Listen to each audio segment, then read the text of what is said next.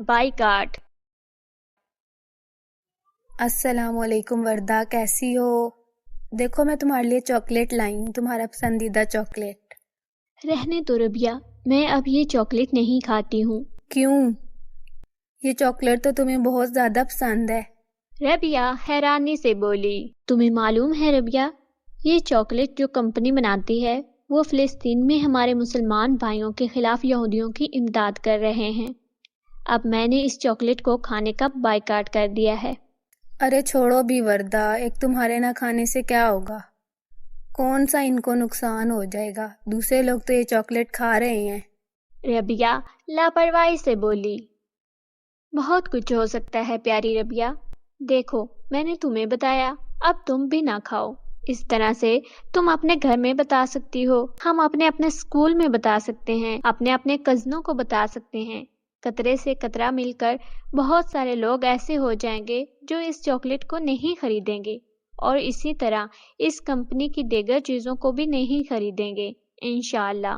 ایسی چیزوں کی مکمل لسٹ سوشل میڈیا پر وائرل ہو چکی ہے، اس لیے مشکل بھی نہیں ہوگی ان چیزوں کا بائیکاٹ کرنے میں۔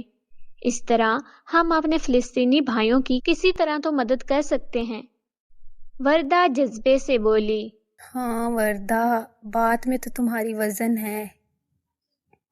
انشاءاللہ اب میں بھی یہ چاکلیٹ نہیں خریدوں گی، آج سے پکا بائیکاٹ۔ ربیہ خوشی سے بولی، جزاک اللہ خیرن ربیہ، تم نے میری بات کو سمجھا اور سنا۔ ایک اور بات بھی میرے ذہن میں ہے، میں نے سوچا ہے کہ اب کبھی بھی مجھے یہ والی چاکلیٹ کھانے کا دل چاہے گا تو میں اس کے پیسے الگ کر کے رکھ لوں گی، اور جیسے ہی کسی اچھے ادارے سے فلسطینی مسلمانوں کے لیے امداد جا رہی ہوگی تو وہاں پر جمع کروا دوں گی، تاکہ ان پیسوں سے وہاں پر کسی بچے کے لیے دودھ آ جائے، کسی بچے کے لیے دوائی آ جائے، کسی شہید کے لیے کفن آ جائے۔ وردہ یہ سب بتاتے ہوئے رو پڑی۔ وردہ تم نے تو میری بھی آنکھیں کھول دی۔ فلسطین میں جنگ ہو رہی ہے یہ تو میرے علم میں تھا، لیکن وہاں پر ایسے حالات ہیں، میں نے تو اس بات پر غور ہی نہیں کیا تھا۔ مجھے تو خوف آ رہا ہے کہ وہ بچے کیسے دن رات تکلیف میں گزار رہے ہیں، ہم تو اس کا اندازہ بھی نہیں کر سکتے۔ ربیہ بھی رو پڑی۔ ہاں ربیہ، میں بھی یہی بات سوچ سوچ کر پریشان ہو رہی تھی، اور کل جب اس بات کا ذکر میں نے بابا جان سے کیا تو پتہ ہے بابا جان نے مجھے 3 طریقے بتائے۔ سب سے پہلا طریقہ یہ کہ اب ہر نماز کے بعد میں اپنے فلسطینی بھائی بہنوں کے لیے بہت ساری دعا کروں گی۔ دوسرا طریقہ ان کے لیے امداد بھیجنے کا ہے، جو میں نے تمہیں پہلے ہی بتا دیا۔ اور تیسرا طریقہ کہ وہ نوافل اور روزوں کا اہتمام کر کے بھی اللہ تعالیٰ سے اس جنگ میں فتح کی دعا مانگ کر کوشش کر سکتے ہیں۔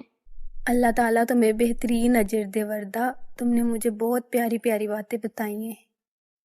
انشاءاللہ میں خود بھی ان پر عمل کروں گی اور اپنے گھر والوں اور سہیلیوں کو بھی ان ساری باتوں پر عمل کرنے کی ترغیب دوں گی۔ چلو اب میں چلتی ہوں، کافی دیر ہو گئی ہے، امی انتظار کر رہی ہوں گی۔ السلام علیکم ورحمۃ اللہ وبرکاتہ۔ وعلیکم السلام ورحمۃ